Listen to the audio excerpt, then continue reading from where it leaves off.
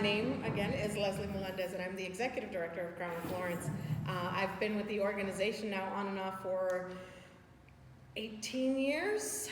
I was with the organization from 2004 to 2007, and then went off and worked for the evil empire, known as corporate America, and then I came back. But throughout the 7 years that I was gone, I volunteered with the organization. I eventually became a funder for the organization through my work with Comcast, and then Heather, in her infinite wisdom, somehow convinced me to come back in 2014. And I came back as the Community Programs Director, then became the Deputy Director, and a year and a half ago, almost two now, became the Executive Director of the organization. I'm a Lawrence kid, born and bred. My parents came here in the late 60s from Puerto Rico. They actually came separately, following their families to come work in the shoe factories. So my mom and dad both worked at Lawrence Made, again separately, but that's where they met, and decided to get married and have us. One of the things, just some historical context from family side of things, my parents, because of, at the time, it was all about assimilating into what was happening already in the community. They didn't want to stand out, they didn't want to draw any attention, so they named their girls Caucasian names, hence Leslie, Melissa, and Amy, because they wanted to make sure that we were able to not get made fun of in school because we had a name that couldn't be said. Flash forward about 14 years from after I was born, so around 14, my dad decided that that was no longer the case. He wanted to make sure that everyone knew he was Puerto Rican and proud, and he became a community activist. And I guess it's in the DNA because I followed in his footsteps. And my sister is now currently the principal for the ninth grade academy at Lawrence High School. So we still have a lot of roots here in the community. I now live not that far, in Methuen, about a mile away from where I used to live. That happened right around COVID, but my heart and soul is here, and with the work that we do as an organization. So for those of you that don't know, Groundwork has been around. We are celebrating our 25th year this year. Started as a program of the Watershed Council in 1999.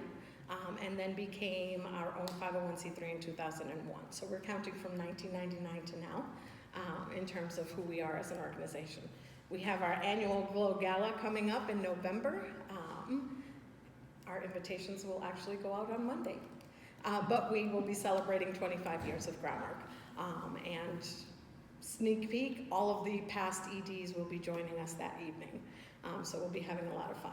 So as was said earlier, Groundwork is actually a national organization. The model came from the UK.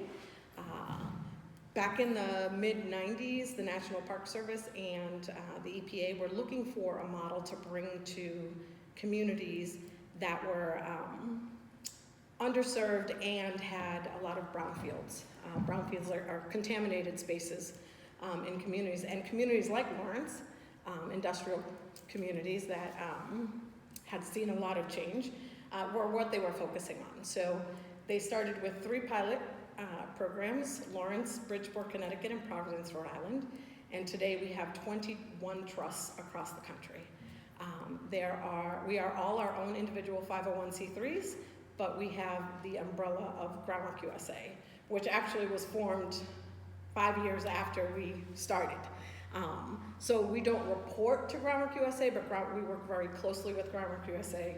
We have, think of it as a franchise, right? Like you own your stuff, but you have to do the branding and everything according to what National says. Their current ED is our former ED at Groundwork Lawrence, Heather McMahon. So she is still local. They are all remote. They now have a staff of 16, I believe, doing work all across the country. So why we do what we do and how we do it in these 4 areas where we talk about, where we have been taking in input from the community, not just from residents, but the community as a whole. So you have your business community, you have your the residents in the city, you have arts and culture, you have the municipality, you have historical. And we take all of that input in and have created these 4 areas of where we work. So I'll go from my right back. So we do fresh food and healthy living, which we're going to be changing up a little bit to call our urban food systems work. So we have 12 community gardens, 11 in the city of Lawrence, 1 in the city of Methuen. We manage a half-acre urban farm out at Costello Park in South Lawrence. We do cooking classes, cooking and nutrition classes. We have our farmers markets, and so we do 4, 3 in the summer and 1 in the winter time. The 3 summer ones are Wednesdays at the North Common, Fridays at Nevins Memorial Library in Methuen, and then Saturdays at the South Common, the O'Connell South Common. And then in the wintertime, we bring it inside, obviously, and we are at the Groundwork offices 2 Saturdays a month in our big hallway. And, we also talk to folks around the region on food issues. So during the gas explosions, we had a lot of folks that came to help, that wanted to help. So we set up a system where we were talking to other communities in terms of support. When COVID hit, then we became that central hub for individuals who were looking for food to be able to sustain their families. So a lot of families that had 2-person incomes went down to 1 or none, and they weren't familiar with or never had to ask for that type of help. So they came to Lawrence because Lawrence had those social systems in place. So we created the Merrimack Valley Food Resiliency Partnership Group and have worked with Andover, Methuen, North Andover, and Haverhill primarily to try and pool resources so that we could help folks, especially through COVID. But we still see a lot of it now. COVID just didn't, it just wasn't happening during COVID. COVID just kind of highlighted the issues around food insecurity. Then we also do work around job training and education. So as you were saying, we have Green Team. So during the school year, we hire 16 Lawrence high school aged residents. So it doesn't matter which high school they go to as long as they're living in the city of Lawrence. And then during the summer, we up that to 50. Now, we started with 10 for our summer program 10 years ago, and have been able to increase it to 50. And even with that increase, we still know that the need is even greater than that. So this summer, we had over 140 applicants for the 50 positions. So it is, as we're going through our strategic planning process, it's one of the things that we're really talking about is how do we expand, still make sure that we are staying true to the work and to who we are, but also giving the opportunities to more youth. We also have a workforce development program in partnership with Greater Lawrence Technical High School, where we are training folks from the community in solar panel installation. So it's a pilot program. We're testing it out, seeing how it goes. Then after that, we do all of the work that you can actually see.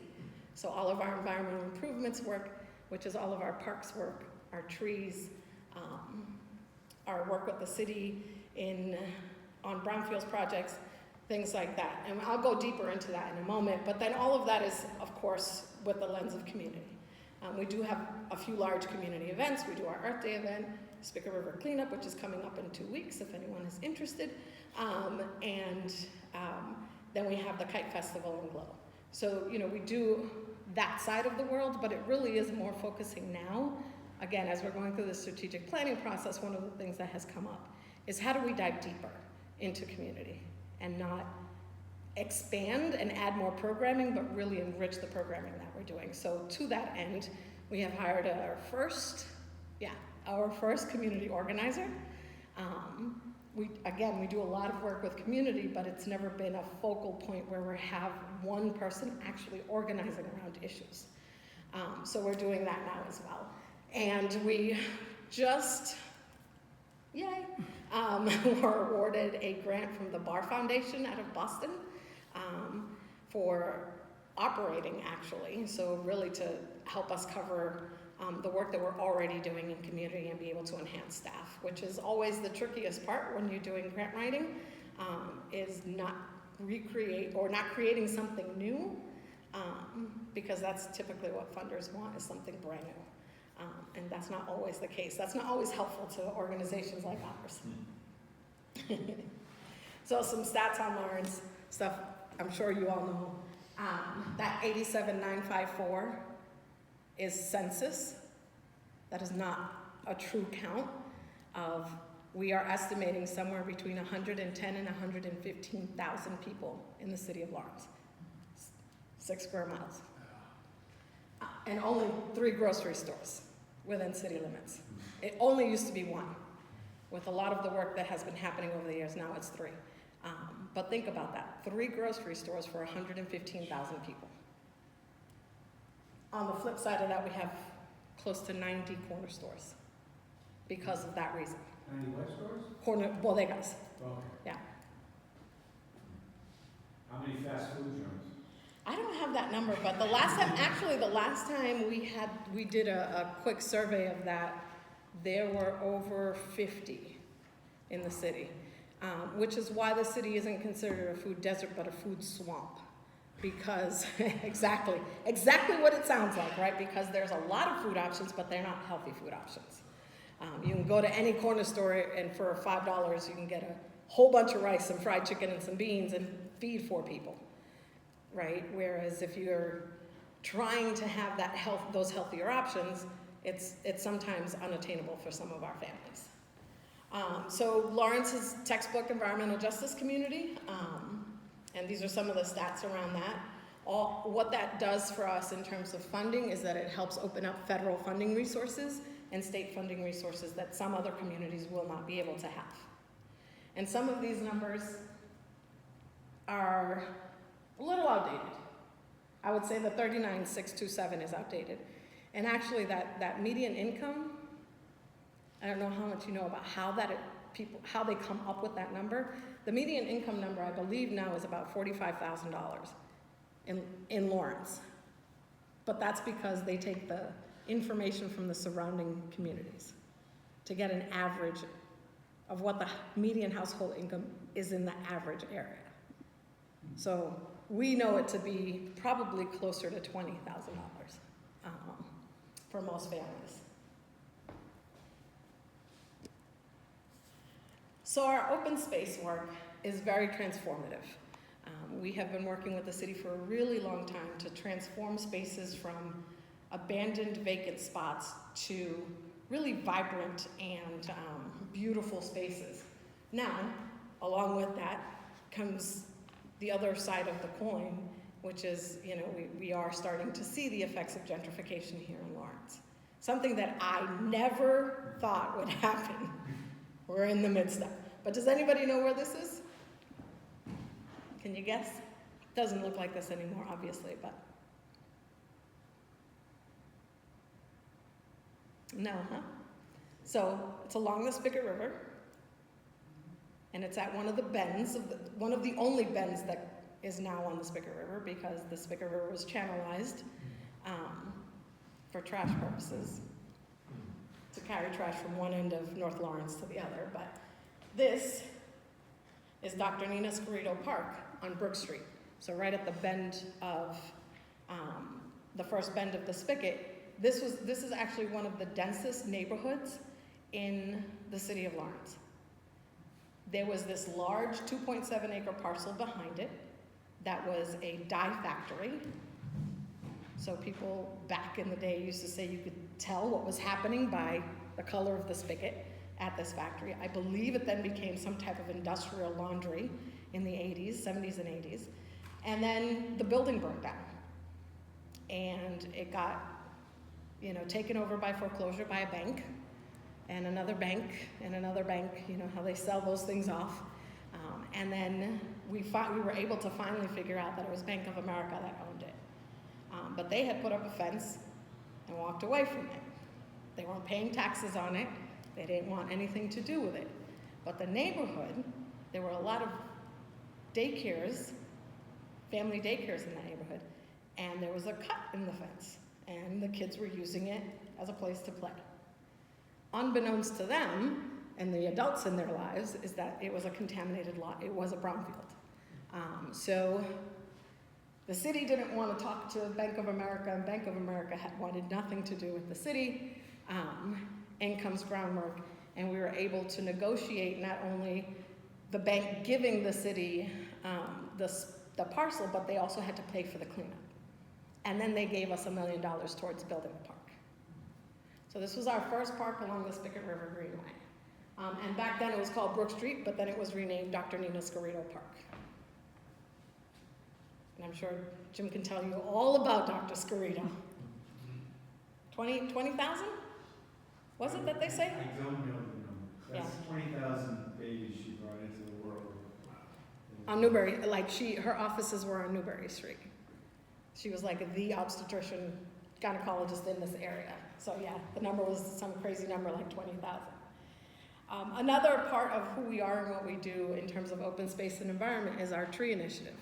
Now, back in 2007 when we started this program, it was more about greening spaces. Today, we talk about it in terms of climate and in terms of heat island effects and heat vulnerability. The more trees, the cooler it is.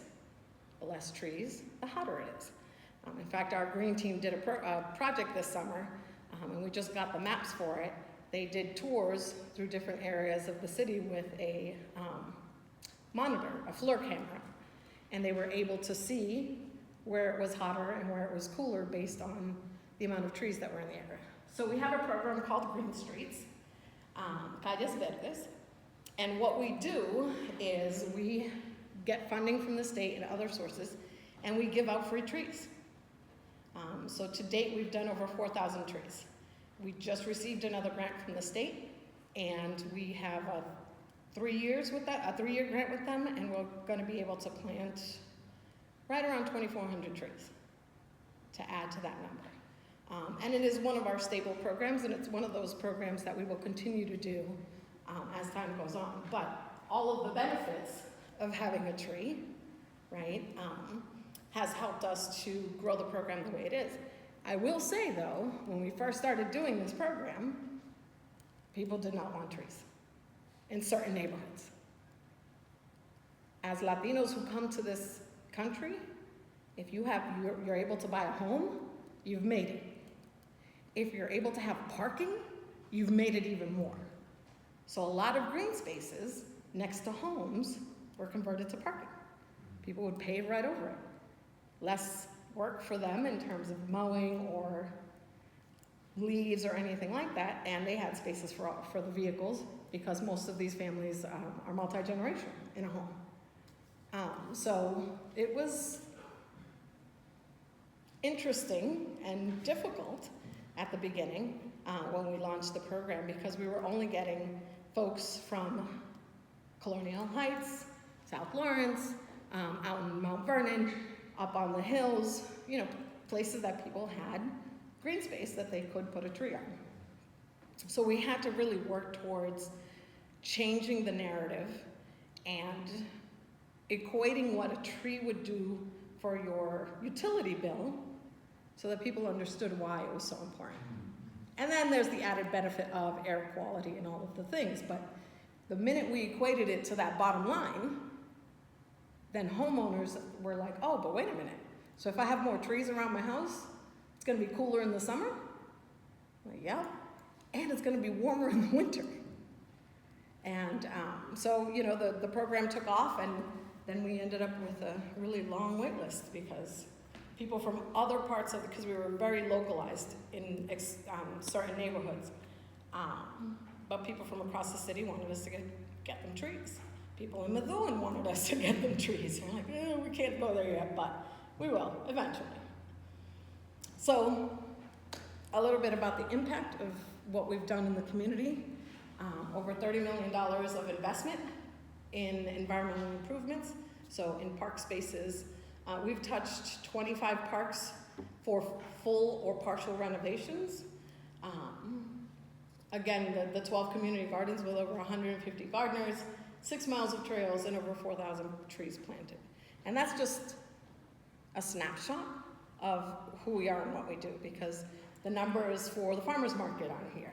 The numbers for our green team program isn't here. But when we talk about the environment and the things that have happened and where we have made that impact, we like to kind of focus in on this. And I can talk all day about our food programs and our youth programs, let me tell you. So this is the evolution of the park system. So in Lawrence, there were big parks, a few, and then there were a few smaller ones with softball fields and baseball fields, but there weren't enough. And even to this day, there aren't enough. But these parks, we've started to include and started to talk about places that are 1,200 square feet and are a pocket park in a neighborhood as parks, as actual parks, because those are the spaces that people go.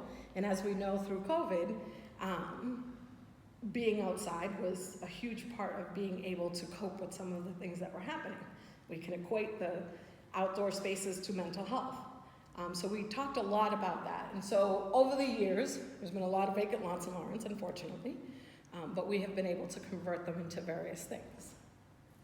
We are currently working on, we just finished Reservoir and Storrow Park, so Reservoir up on the, in Tower Hill, Storrow Park up in Prospect Hill. We are currently working on the South Common.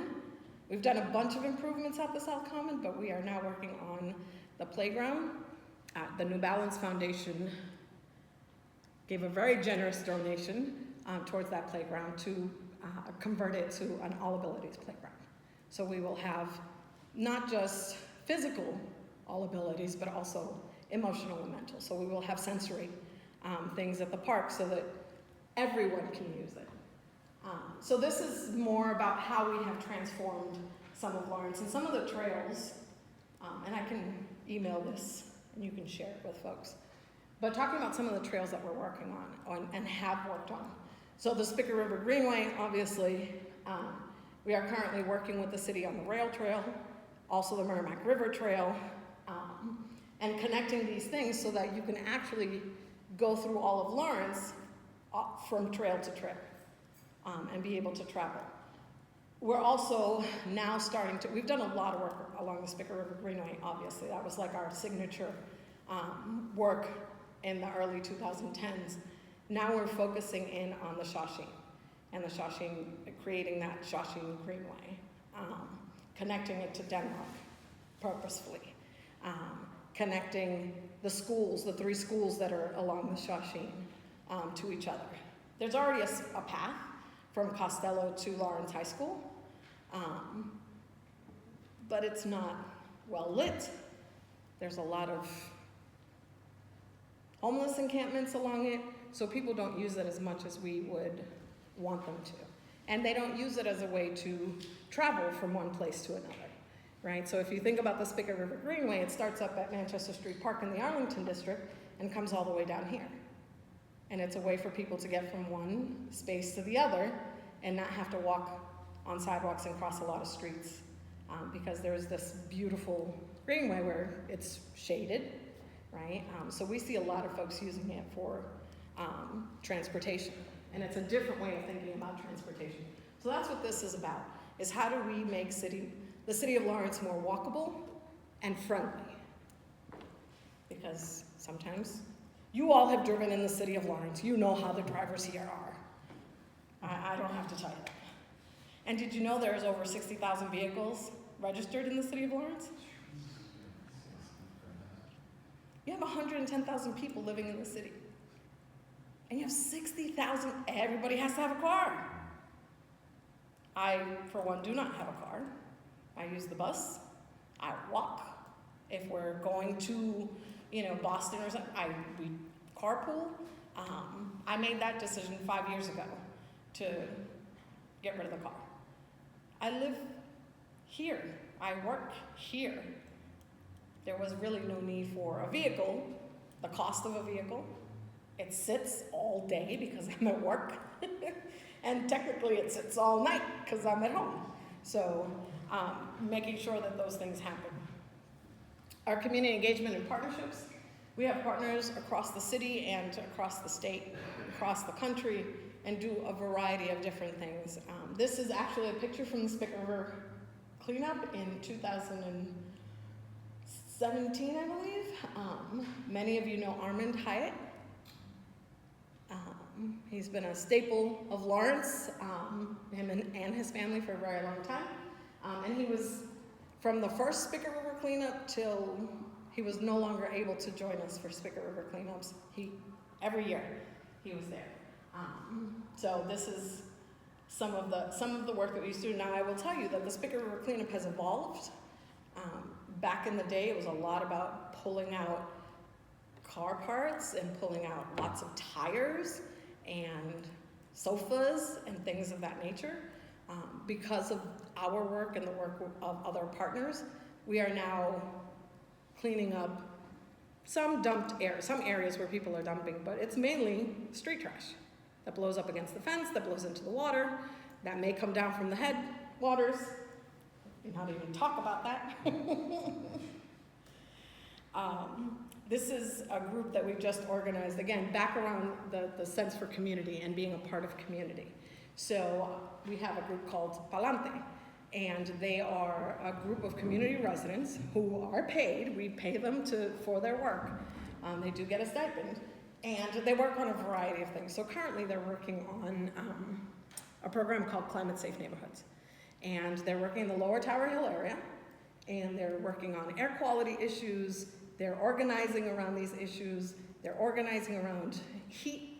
They're organizing around a variety of things. It's a small group led by staff, but they are doing a lot of things. They actually went and presented at the Museum of Science yesterday to talk about their work. Our youth and education programs, as I talked about earlier, our green team paid workforce development for them. The reason we decided to pay them many, many moons ago to start paying them was because we needed to value the work that they were doing. They were doing actual work, so they should get paid. A lot of programs that are out there that actually have them do work don't pay them. If it's just a summer program, that's different. But if you're asking a young person to pick up a shovel or pick up trash, then you should be valuing their time like you would any adult. So we currently pay our students $17.50 an hour. So it's above minimum wage because we understand that some of these students are that second breadwinner in their homes. Most of them are from single-family homes, and they contribute to the household. So we try to stay above the curve so that, one, we can attract talent, and they don't go to work at McDonald's or Demoulas. Not that those are bad jobs, those are great jobs. But this is an opportunity for them to work, earn some money, but also learn and get exposure to non-traditional careers. This is them working at Costello. So again, some numbers around our impact. They speak for themselves. Our farmers market went from being run by a separate nonprofit many moons ago. The nonprofit that Tennis Lily was a part of. Do you remember what the name of the nonprofit was? I can't remember the name. There you go, LGI. They started the farmers market and handed it off to us in 2008, I believe.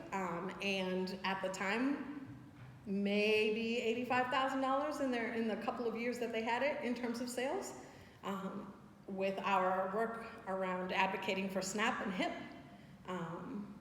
we have been able to increase that number to, on average, $650,000 a year, with over 25,000 folks visiting the market yearly.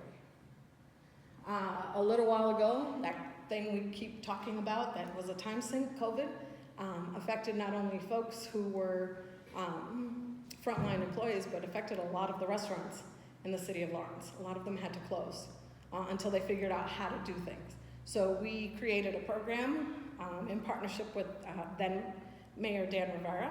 We called it the Restaurant Program, and what we were doing is giving catering contracts to some of the small restaurants so that then they could create hot meals that we would partner with nonprofit organizations, and they would deliver those hot meals to those nonprofit organizations so they could then distribute them to their to folks that they served.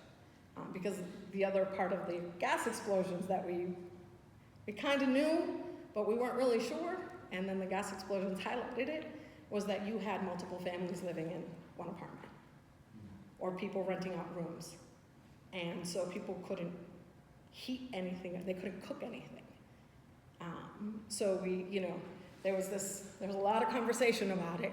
A lot of people didn't want us to do it, but the city was very supportive about it, because it was a tool not just to help support the folks that couldn't access hot meals, but now it's an economic development tool to help the restaurants in the city of Lawrence stay open during the pandemic, and keep some folks on as well.